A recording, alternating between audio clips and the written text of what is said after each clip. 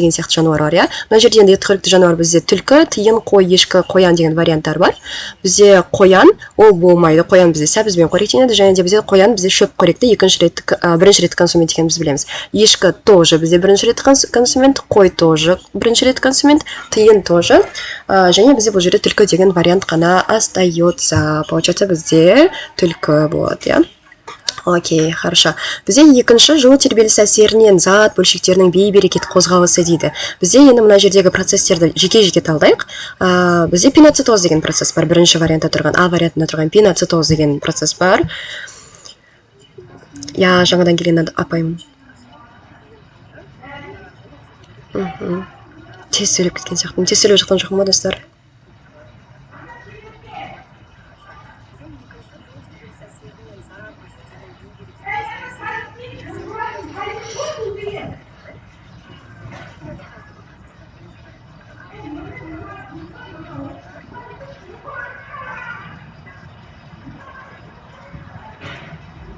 Аха, так, жалғастырайық. Мен өзім, кажется, қатып тұрмын ау деймін. Так что мән бермей қойыңыздар, бізде бір-ақ сағат уақыт қалды ғой.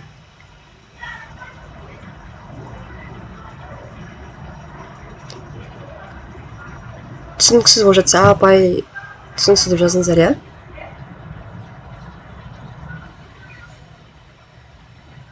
Аха, хорошо, тез сөйлеп кеттім ба? Окей.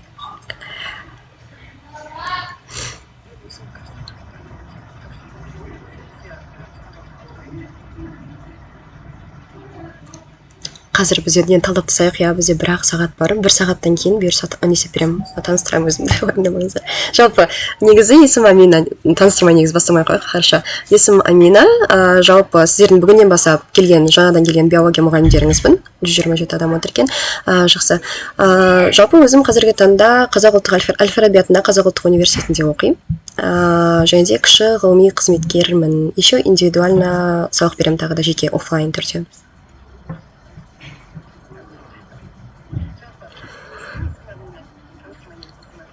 Мен қазір мыналарды сұрақ ретінде чаттарыңызға жіберем.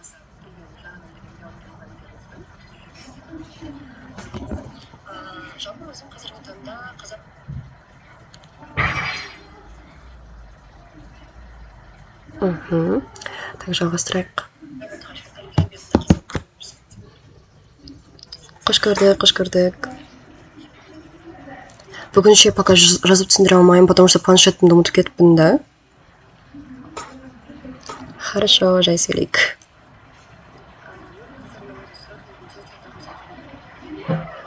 Сұрақ жауап ретінде жіберем.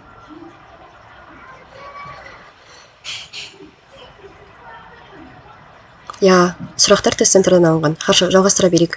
Бізде жылу тербелісі әсерінен зат бөлшектерінің бей-берекет қозғалысы деп тұр. Бұнда бірінші процесс бізде пиноцитоз деп аталатын процесс. Пиноцитоз дегеніміз бізде білеміз, клетканың ішіне заттың кіруі, клеткадағы зат тасымалы кезінде бізде клетканың ішіне заттың кіруінің екі жолы бар. Ол бізде бірінші жол сұйық заттардың кіруі, пиноцитоз деп аталады. Екінші бізде одан кейін фагоцитоз, қатты заттардың кіруі бар, иә. Яғни бұл жердегі пиноцитоз деген процесс, пиноцитоз деген вариант бізде отпадает. Одан кейін екінші процесс, ол бізде плазмолиз. Плазмолиз дегеніміз ол бізде тоже бізде фотосинтез процесс кезінде жүретін бізде процесс болып табылады, сондықтан ол тоже отпадает. Және фагоцитоз ол бізде осы клетканың ішіндегі заттардың бізде бұзылу процесс екенін біз білеміз. Фагоцитоз дегеніміз ол тоже тогда отпадает, бізде бей-берекет қозғалыс емес қой. Одан кейін бізде фотолиз дегеніміз ол бізде фотосинтез процесінің әсерінен бізде жүретін осы жарықтың және күн сәулесінің әсерінен жүретін бізде жарық процесі болып табылады, өсімдіктерде жүретін. Получается, ол тоже отпадает. И бізде біз физика несінен білеміз, иә? Физика классынан білеміз. Физика классынан бізде диффузия дегеніміз, ол бізде осы хаостық бей-берекет қозғалыс, ол бізде диффузия деп аталатынымыз білеміз. Яғни жылу тербелісі әсерінен болсын, басқа қандай да физикалық, химиялық, биологиялық әсерлердің барлығынан, осы барлық әсерлерден зат бөлшектерінің бей-берекет қозғалысы, ол бізде диффузия деп аталады. Хорошо. Я бүгін түрім қатып тұр, достар. Бүгінше давайте вот так, потому что уже уақыт аз қалды, да?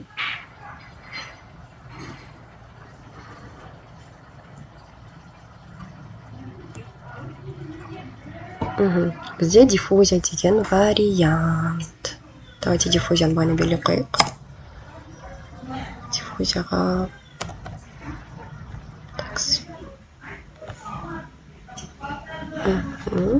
сәлеметсіздер ме? Хорошо, проблема жоқ.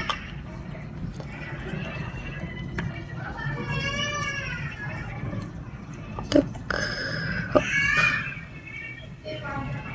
Диффузия.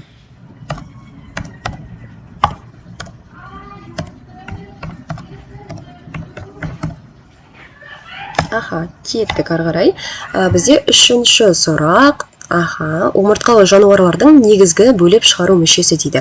Омыртқалы жануарлардың негізгі бөліп шығару мүшесі, ол бізде жалпы омыртқалы бізде жануарларды біз білеміз. Тип тармағына байланысты жануарлар екіге бөлінеді. Олар бізде омыртқасыз жануарлар және омыртқалы жануарлар, иә?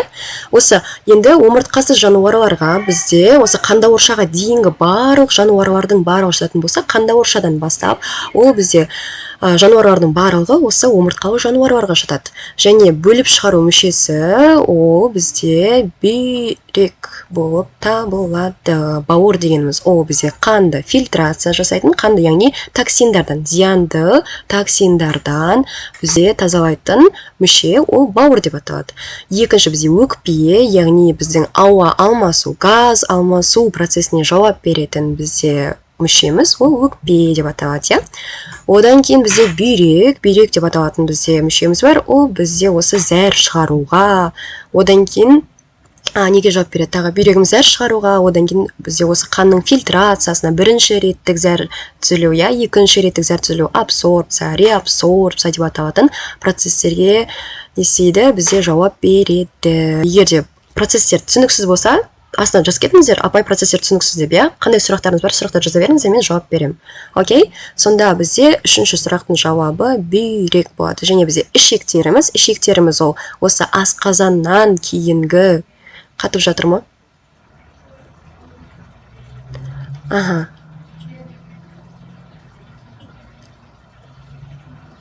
Қатып қалды ма, достар? Нормально.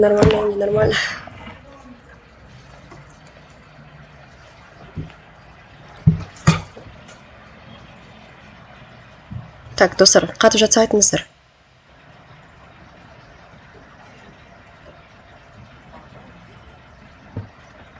Бірдің жауабын жазып кетемін, бір қалай дейді. Дұрыс жауабы бізде А болады. Бірде.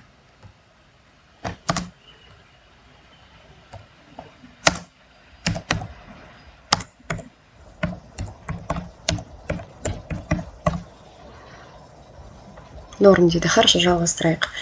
Бізде ішектерді айттық, иә? Ішектер ол бізде қай жерде орналасады? Ол бізде осы ұлтабырдан басталатын 12 елі ішек деп аталатын жерден басталатын. Бізде жіңішке ішек, аш ішек, одан кейін бізде тоқ ішек, одан кейін тік ішек деп аталатын. Бізде 4 бөлімнен тұратын бізде жалпы мүшеміз болып табылады, иә? Көбінесе бізде ас қорытуға жауап береді, және де бізде осы астың қанға сіңірілуіне жауап береді. Хорошо, плюс қоя салайын. Окей, no problem. Хорошо, одан кейін тері, адам ағзасындағы қорғаныш қызмет атқаратын бізде жабын. Так, кеттік ары қарай. Адамдардың приматтардан құрылысы бойынша айырмашылығы дейді. Енді бізде примат дегеніміз кім деген сұрақ пайда болады, иә? Бізде примат дегеніміз ең алғашқы пайда болған адам тектес маймылдар деген нәрсе бар. 12 елі ішек ұлтабар ма сол дейді. Я 12 елі ішек дегеніміз сол ұлтабар, дұрыс айтасыздар. Так, приматтар дегеніміз сонымен бізде ең алғашқы пайда болған бізде осы нелер болып табылады, иә? Ең алғашқы адам тектес маймылдар болып табылады. Енді адамдардың приматтардан құрылысы бойынша айырмашылығы ол бірінші вариант. Кеуде қуысының алға шығыңқы болуы, яғни бұл жерде сұрақты оқыған кезде міндетті түрде Аха, дұрыс айтасыздар. Бізде міндетті түрде осы сұрақты обязательно внимательно оқу керек. Неге? Себебі потому что бізде сұрақтарда мысалы приматтардың адамдардан айырмашылығы деген сұрақ болуы мүмкін. Я? Адамдардың мына жерде приматтардан айырмашылығы деп тұр. Ал енді қарайтын болсақ, бізде маймылдардан наоборот кеуде қуысы алдыға шыққан. Ал адамдарда кеуде қуысының алға шығыңқы болуы емес. Сонда бізде бірінші А вариантта кетеді, қате болады, я? Аха, алып салайық. Мынаны бүйтіп минус қойсақ. Одан кейін бізде екінші А варианты, ол жақ сүйектерінің ұзынша болуы дейді. Жақ сүйектері адамдардың жақ сүйектер маймылдармен қарағанда, адамдардың маймылдармен қарағанда жақ сүйектері ұзын болып келмейді ғой, я, бізде өзіміз білеміз маймылдарды. Сонда жақ сүйектерінің ұзынша болуы емес. Аха, бұл вариант тоже отпадает. Одан кейін бет сүйектері шығыңқы дейді. Бет сүйектері шығыңқы деген ол, яғни адамдардың бет сүйектері маймылдарға қарағанда шығыңқы болады. Маймылдардың наоборот бет сүйектері алдыға қарай шығыңқы болып келетін, яғни үстіңгі жақ сүйектері алдыға қарай шығып тұрады. Аха. Қатып жатыр ма, достар? Қатып жатса айтыңыздар.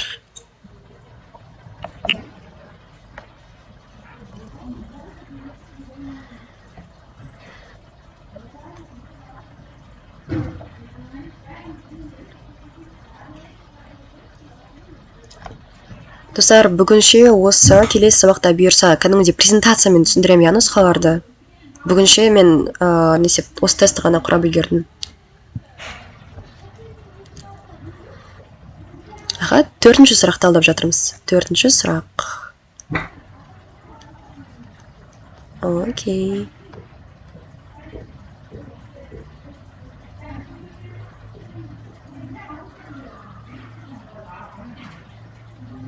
Но в принципе түсінік топ тұр ғой, я, достар? Құрсын 5-ке келген жоқ бізде. Аха, бет сүйектері шығыңқы деген вариант тогда тоже отпадает. И бізде астыңғы жақ сүйекте иектің болуы. Бізде маймылдардың суреттерін қоям ба деп ойлаймын мына жаққа. Маймылдардың астыңғы жақ сүйектері болмайды. Яғни олар бізде көбінесе маймылдарда үстіңгі жақ сүйектерінің бет бөлігі өте жақсы дамыған болады, алдыға қарай шығып тұрады. И адамдарда наоборот астыңғы жақ сүйек болады. Астыңғы жақ сүйектің орналасуына байланысты адамдар аузын еркін қозғалады. Я?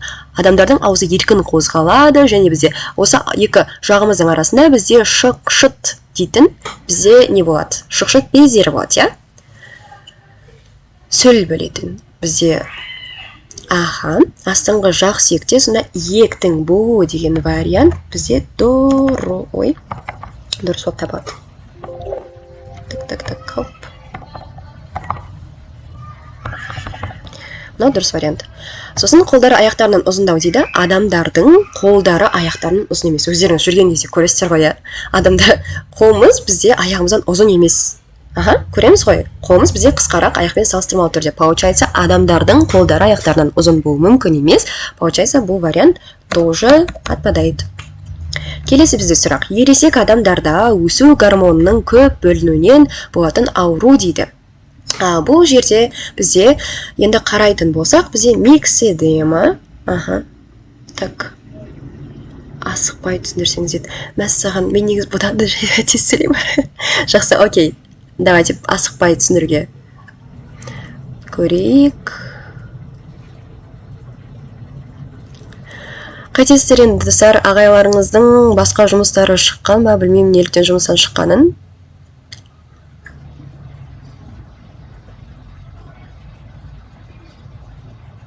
Жалпы сіздердің Арыстанға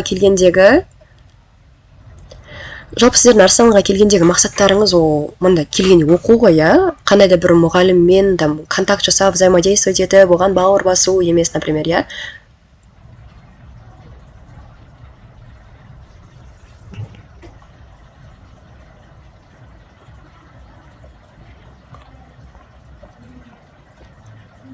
Так, окей, надеюсь, норм болып тұр деп. Жақсы, так, кішкене 1-2 минут күтейін, асықпай деп жатыр ғой.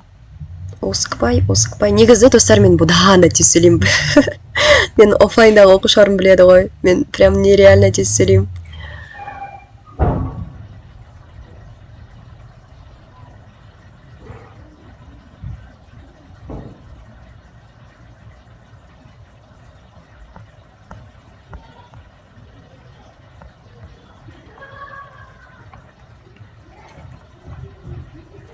не еді? Аха, хорошо. Мен арыстанның түлегі емеспін. Мен арыстан не дейді?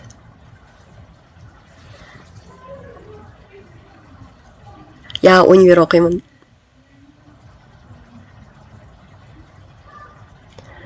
Тест талдауда тест. Құдай ай, не істейін мен? Тест сөйлеймін ба, ақырын сөйлеймін ба? Жақсы, орташа сөйлеуге тырысамын достар. Аха, все, кеттік. Түсінікті болса. Түсінікті болса жалғастырайық. Ересек 5-ші сұрақ бізде ересек адамдарда өсу гормонының көп бөлінуінен болатын ауру дейді. Бізде өсу гормоны дегеніміз, білесіздер, я, адамның жалпы жасөспірім кезінде өте көп бөлінетін, бізде осы жасөспірім кезінде өте атыңыз кім дейді? Атым Амина апай. Жасөспірім кезінде өте көп бөлінетін бізде тимазинан бөлінетін, я, бізде тимус бізде жасөспірім безінен бөлінетін гормон болып табады. Енді мұндағы бірінші вариант, А варианты миксидема деп аталады. Миксидема дегеніміз ол бізде қалқанша без гормондарының, қай факультетте оқисыз дейді? Биология факультетінде оқимын. Куратор емеспін, мұғаліммін.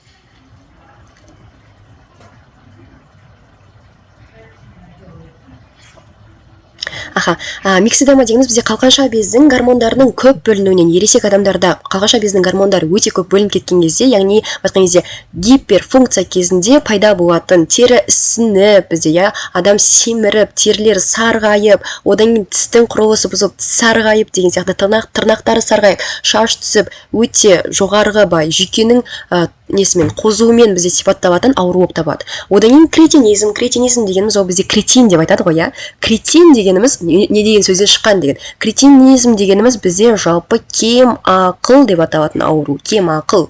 Яғни адамның семір кететін дұрыс, кем ақыл деген ауру бізде жалпы бұл кретинизм, яғни адамның осы гипофизінің осы гормондарының бұзылу салдарынан болатын, және бізде осы алдыңғы ми бөлігінің айтқан кезде функциясы бұзылған кезде пайда болатын аурудың қатарынан жатады.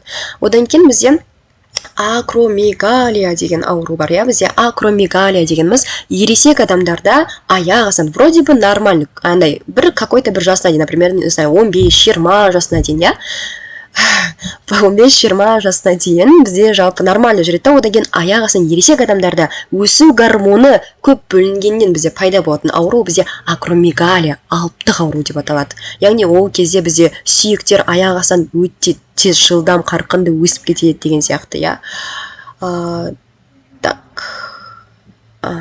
акромегалияның жанына плюс қойып қояйық. Одан кейін ергежейлілік дегеніміз ол бізде бойдың кішкентай болатыны, яғни бізде өсу гормоны наоборот гипофункциясы кезінде дұрыс емес бөліну, көп бөліну емес, аз бөліну кезінде пайда болатын ауру. Гемофилия дегеніміз карлик. Гемофилия дегеніміз ол бізде қанның ұйымайтын ауру. Яғни бізде бұл аурудың басқаша атауы ақсүйектер ауру деп аталады. Себебі ең алғаш бізде Англияның осы королева Елизаветаға дейінгі королева бізде Виктория дейтін патшайымы болған. Сол кісі бізде тасымалдаушы болып, сол кісінің ұлдары ауырғаннан кейін ақсүйектер ауруы деп аталып кеткен, бізде ақсүйектер ауруы деп аталып кеткен. Және де бұл кезде гемофилия кезінде бізде қанда тромбоциттер болмайды. Тромбоциттар бізде өте нашар жұмыс істейді. Және де бізде соның салдарынан бізде қан ұйымайды, фибриноген дұрыс болмайды. Бізде қанның ұйымауы дұрыс айтасыздар. Жақсы. Алтыншы бізде сұрақ. Аналық жыныс жасушаларының овоциттерге айналу кезеңі дейді. Бізде жалпы осы біз білеміз, біздің денемізде екі бірдей клетка бар. Екі бірдей клетка ол бізде вегетативті, яғни бізде немесе сомалық клеткалар, немесе бізде дене клеткалар деп атамыз. Дене клеткалары бар, және бізде жыныс клеткалар бар. Осы бізде жыныс клеткалары әйел адамдарда бізде овоциттар деп аталады, еркек адамдарда бізде сперматозоид деп аталады, немесе әйел адамдарда еще не деп аталады, жұмыртқа жасуша деп аталады. Осы жұмыртқа жасушалар немесе овоциттердің, яғни жыныс жасушаларының овоциттерге айналу кезеңі деген, айналу кезеңі бар. Ол бізде Бұл бізде жалпы мына жерде бізде түзілу, бөліну, жетілу, көбею, өсу деген кезеңдер бар екен. Қарасаңыз, бізде жалпы сперматозоидтың түзілу кезең, сперматозоидтың қалыптасу периодтары бар. Ол бізде 4 сатыдан тұрады. Әйел адамдарда бізде ол 3 сатыдан. Жыныс шашалардың түзілуі 3 сатыдан тұрады. Так, мына нұсқа таныс емес па дейді. Білмеймін сіздердің қандай нұсқа талдағандарыңызды, достар. Талдап тастағансыздар ма? Бағана бері неғып айтпайсыздар енді. Жақсы, талдамағандар бар ма мына нұсқаны араларыңызда?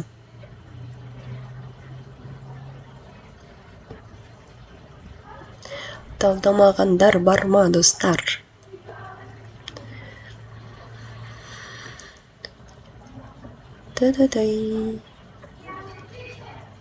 Аха, талдадық, талдамадық дейді. Так, талдамағандар бар екен. Давайте онда талдай берейік. Мында всего-то 20 сұрақ. Всего-то 20 сұрақ. Талдап тасадық қой, талдадық. Ой, қаншаға бөлініп жатсыздар. Бүкілін білем уже дейді. Тема. Повторение мать учения дейтін, достар. Қайталау, ол бізде білімнің анасы, Қыркүйек ағымы талдадық дейді, молодцы. Кстати, сосын маған қыркүйек ағымы не істесеңіздер, екі ағымда қай тақырыпқа келгендеріңізді жазып жіберіңіздерші, пожалуйста, хорошо? Дұрыс айтасыздар, повторение мать учения дейміз. Келістік дейді, жандарым. Так, тамыр дейді. Так, тақырыпты жазып, и потом, қай ағым екен жазсаңыздар, пожалуйста. Шілде көбеюді біттік дейді. Тема. Дәрімендерді өттік дейді. Тамыр. Қыркүйек ағымы қашан талдадық деп нақты в шоке болып отыр.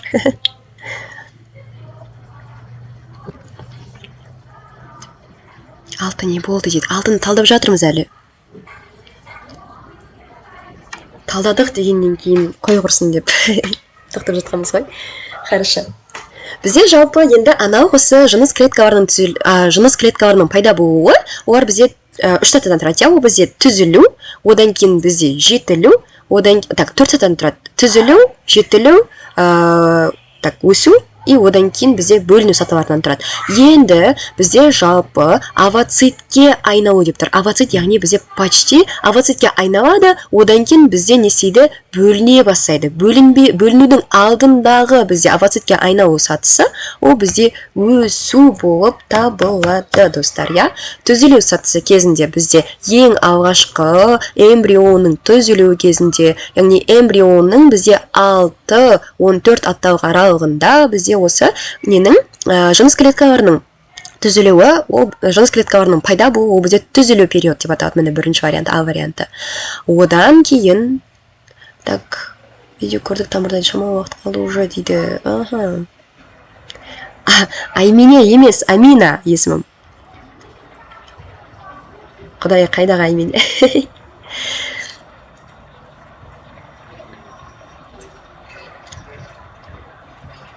Аха, міндетті түрде скрин жібересіздер. Так, сонымен екінші бізде бөліну кезеңі, бөліну деген вариант тұр, бөліну, ол бізде последний жыныс клеткалары түзілгеннен кейін бізде бөлініп, уже пісіп, жетіліп, бөлінуге дайын болған кезең, ең соңғы анау клеткалардың пайда болуындағы, ол бізде бөліну деп аталады, яғни бұл вариант емес. Жетілу кезеңі дегеніміз, ол бізде осы түзілуден кейін түзіліп барып, жетіліп деп айтамыз ғой. Түзіліп барып жетілген, яғни бізде кәдімгі анау клеткалардың пайда болуы, яғни бізде қыз бала туылғаннан кейін, жатыр қалыптасып, жатыр түтіктері қалыптасқаннан кейін, осы жыныс клеткалары, жұмыртқа жасушасы пайда болған кезең, ол бізде жетілу деп аталады. Сонда бізде жыныс клеткаларының овоцитке айналу, яғни айтқан кезде половое зрение деп айтамыз ғой, сол половое зрениеға жеткен кезеңі, ол бізде өсу кезеңі деп аталады. Хорошо. Так, арттағы жұмышын кешірім сұраймын, достар. Жетінші ол бізде органикалық тыңайтқыш. Органикалық тыңайтқыш дейді бізде. Жалпы тыңайтқыштар. Тез сөйлеп жатқан жоқпын ба, достар? Нормально, понятно, непонятно? Понятно болса плюс қалдырамыз, непонятно болса минус қалдырамыз.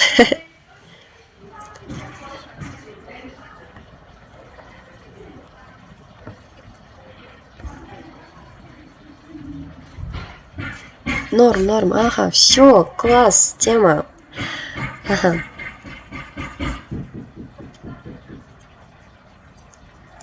жібермей ақ қойыңдар, скриншот отқан жоқсыңдар дейді. Жарайды. Окей, бізде жалпы тыңайтқыштар қатып жатқан жоқпын ба, достар? Түсінікті ғой? Так, естіліп тұрған шығар, надеюсь. Органикалық тыңайтқыштар. Бізде жалпы тыңайтқыштар, все, класс. Бізде жалпы тыңайтқыштар деген нәрсе екіге бөлінеді. Тыңайтқыш деген нәрсе вообще не? Тыңайтқыш деген бізде удобрение деп айтамыз, иә, орысша сөйлейтіндер болса.